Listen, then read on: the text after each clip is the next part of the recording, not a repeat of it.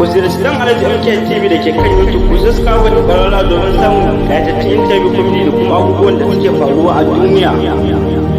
Hajiya na ce ba. Wai me yake faruwa ne? Wannan ita ce rana mafi muni a gare ni. Me zai hana ki faɗa mun abin da ke faruwa? Ko da na sanar da kai babu abin da zaka yi. Kwantar da hankalinki, waye ne ya taba ki? Umar Hashim. Ma'aikaci mai gaskiya zaki ce. Kaskantaccen ma'aikaci. Me? Kin ji wani zancen banza. Me kike so a masa? Wanke shi da mari. A'udhu billahi.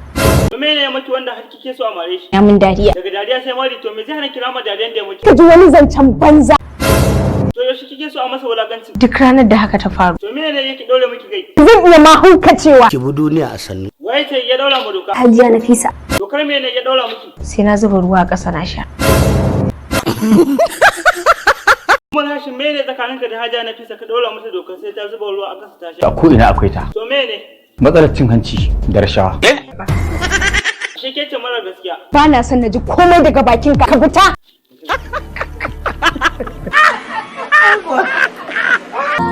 Ku ziyarci dan Alhaji MK TV da ke kan YouTube ku subscribe da ƙararrawa domin samun ƙayatattun interview comedy da kuma abubuwan da suke faruwa a duniya.